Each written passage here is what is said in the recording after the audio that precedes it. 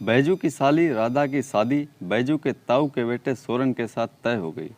बैजू और उसकी पत्नी अनोखी नहीं चाहते थे कि यह शादी हो, पर सोरन के बड़े भाई सौदान ने राधा के भाई बिल्लू को बिना ब्याज के कर्ज देकर यह सब जुगाड़ बना लिया था। अब ऊपरी खुशी से बैजू और अनोखी इस शादी को कराने में जुट गए। शादी से पहले ही राधा ने जीजा से अपने लिए एक रंगीन टीवी उपहार में मांग लिया। बैजू ने दरिया दिली से मान लिया, पर जब अनोखी ने सुना तो वह जल भुन गई। घर आते ही वह आंखें तरेर कर बोली, अपने घर में काला सफ़ेद टेलीविज़न नहीं और तुम साली को रंगीन टीवी देने की चले हो। चलो सिर्फ साली को देते तो ठीक था, लेकिन उसकी शादी में टीवी देने का मतलब है कि सोरन के घर टीवी आएगा। हम टीवी देकर भी बिना टीवी वाले रहेंगे और सोरन बिना पैसा दिए ही टीवी देखने का मज़ा उठाएगा। तुम आज ही जाकर राधा से टीवी के लिए मना कर दो, नहीं तो मेरी तुम्हारी नहीं बनेगी। बैजू अनोखी की बात सुनकर सकपका गया। उसे तो खुद टीवी देने वाली बात मंजूर नहीं थी, लेकिन राधा ने रंगीन टीवी उपहार में मांगा तो वह मना ना कर सका। समाज के लोग कहेंगे कि मर्द होकर अपनी जवान का पक्का नहीं है।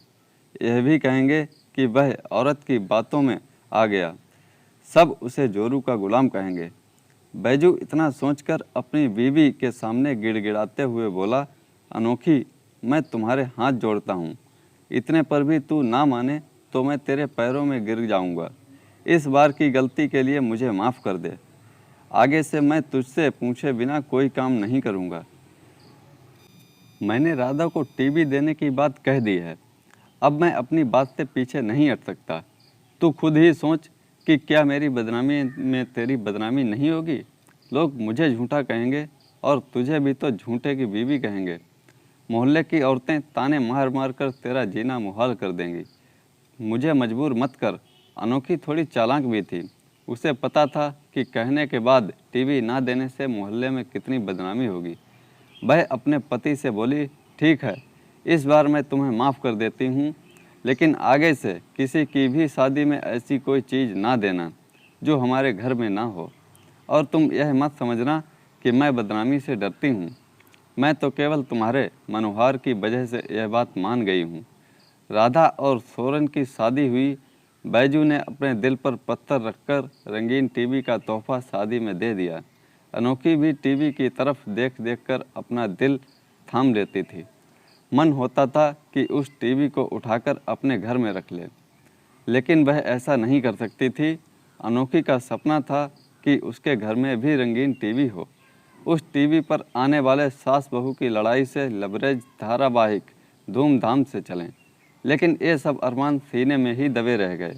राधा सोरन के घर में आकर रहने लगी। थोड़े ही दिनों में राधा ने सोरन से कहकर जीजा का दिया रंगीन टीवी चलाना शुरू कर दिया।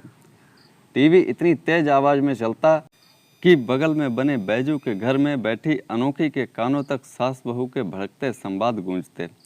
अनोखी का दिल होता कि जाकर टीवी देख ले, लेकिन उसने कसम खाई थी कि जब तक वह अपने घर में भी रंगीन टीवी ना मंगवा लेगी, तब तक राधा के घर टीवी पर कोई प्रोग्राम देखने नहीं जाएगी। राधा ने एक दिन अपनी सगी बहन अनोखी से कहा भी, जीजी, तू मेरे घर पर टीवी देखने क्यों नहीं आती? कहीं तुझे भी तो मोहल्ले के लोगों की तरह मुझसे जलन तो नहीं होती? अनोखी इस बात को सुनकर खून का घूंट समझकर पी गई। उसने राधा को कोई जवाब नहीं दिया, लेकिन 2-4 दिनों में ही आस पड़ोस की औरतों से उसे सुनने को मिला कि राधा सबसे कहती है, मेरी बड़ी बहन मुझसे दुश्मन की तरह जलती है, क्योंकि मेरे घर में रंगीन टीवी है और उसके घर काला सफ़ेद टीवी भी नहीं है। अनोखी इस बात को भी खून का घूंट समझकर पी गई। लेकिन एक दिन अनोखी का लड़का रोता हुआ घर आया। जब अनोखी ने उससे रोने की वजह पूछी तो उसने बताया, माँ, मौसी ने मुझे टीवी नहीं देखने दिया। अपने लड़के की यह बात सुनकर अनोखी का अंग अंग जलकर कोयला हो गया। आखिर उसके पति का दिया टीवी उसी का लड़का क्यों नहीं देख सकता? शाम तक अनोखी इसी आग में जलती रही। जब बैजू घर आया तो उसने तुगलकी फरमान सुना दिया, तुम अभी जाकर उस टीवी को उठा लाओ। आखिर तुमने ही तो उसको दिया है। जब हमारा दिया हुआ टीवी हमारा ही लड़का ना देख सके तो क्या फ़ायदा? और वह राधा की बच्ची सारे मोहल्ले की औरतों से मेरी बदनामी करती फिरती है। तुम अभी जाओ और टीवी लेकर घर में कदम रखना। अनोखी की लाल आंखें देख बैजू सकपका गया। अनोखी को भी जवाब देने से उसकी हिम्मत ना हुई। वैसे गुस्सा तो बैजू को भी आ रहा था। वह सीधा सोरन के घर पहुंच गया। राधा टीवी देख रही थी। बैजू को देखते ही वह मुस्कुराकर बोली, आओ जीजा, तुम भी टीवी देख लो। बैजू थोड़ा नरम हुआ, लेकिन अनोखी की याद आते ही फिर से गर्म हो गया। वह थोड़ी देर राधा को देखता रहा, फिर बोला, राधा, यह टीवी तुम्हें वापस करना होगा। मैंने ही तुम्हें दिया था और मैं ही वापस ले जाऊंगा। बैजू के मुंह से टीवी की वापसी वाली बात सुनकर राधा के रोंगटे खड़े हो गए। वह बोली, जीजा, तुम्हें क्या हो गया है? आज तुम ऐसी बातें क्यों करते हो? यह टीवी तो तुमने मुझे उपहार में दिया था। बैजू कुछ कहता उससे पहले ही मोहल्ले की कई औरतें और लड़कियां राधा के घर में आ पहुंचीं। उन्हें रंगीन टीवी पर आने वाला सास बहू का सीरियल देखना था। शायद बैजू गलत समय पर राधा से टीवी वापस लेने आ पहुंचा था। इतने लोगों को देखकर बैजू के होश उड़ गए। भला इतने लोगों के सामने उपहार में दिया हुआ टीवी कैसे वापस ले जाएगा? मोहल्ले की औरतों को देखकर राधा की हिम्मत बढ़ गई। एक औरत ने राधा से पूछ ही लिया, क्या बात है राधा, इस तरह उदास क्यों खड़ी हो? राधा शिकायती लहजे में उन सब औरतों को सुनाते हुए बोली, देखो ना बहन, जीजा ने पहले मुझे शादी के समय उपहार में यह टीवी दे दिया, लेकिन अब वापस मांग रहे हैं। भला यह भी कोई बात हुई? राधा की यह बात सुनकर बैजू सकपका गया। अब वह क्या करे? टीवी वापस लेने में तो काफ़ी बदनामी होने वाली थी।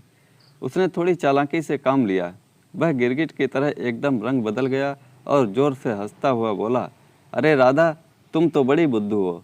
मैं तो मजाक कर रहा था। तुम मेरी सगी और इकलौती साली हो। भला तुमसे भी मैं मजाक नहीं कर सकता? तुम बड़ी भोली हो, सोचती भी नहीं कि क्या मैं यह टीवी वापस ले जा सकता हूँ। पगली कहीं की।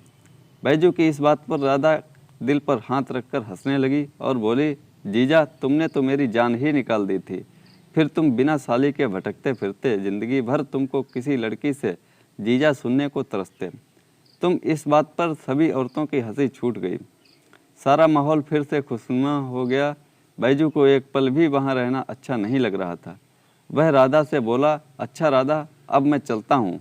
मैं तो यह देखने आया था कि टीवी सही चल रहा है कि नहीं। राधा अपने जीजा के मुंह से इतनी फिक्र भरी बात सुनकर खुश हो गई और बोली, जीजा, तुम आए हो तो शरबत पिए बिना ना जाने दूंगी। 1 मिनट बैठ जाओ, अभी बना कर लाती हूँ। राधा ने खुशी खुशी शरबत बनाकर बैजू को पिला दिया। शरबत पीने के बाद बैजू उठकर अपने घर को चल दिया। उसे पता था कि अनोखी उसका क्या हाल करेगी। कहेगी कि साली की मुस्कान से घायल हो गए, उसकी मीठी मीठी बातों में फंस गए, उसने शरबत पिलाकर तुमको पटा लिया, उसके घर में ही जाकर रहो, अब तुम मेरे पति हो ही नहीं। लेकिन बैजू भी क्या करता? भला उपहार को किस मुंह से वापस ले ले? वह भी इतनी औरतों के सामने। ऊपर से जिससे उपहार वापस लेना था वह उसकी सगी और इकलौती साली थी। बैजू ने सोच लिया कि वह बीवी का हर जुर्म सह लेगा, लेकिन दिया हुआ उपहार वापस नहीं लेगा। तो दोस्तों, कैसी लगी ये कहानी? लाइक करें, कमेंट में बताएं और चैनल को सब्सक्राइब करना ना भूलें। धन्यवाद।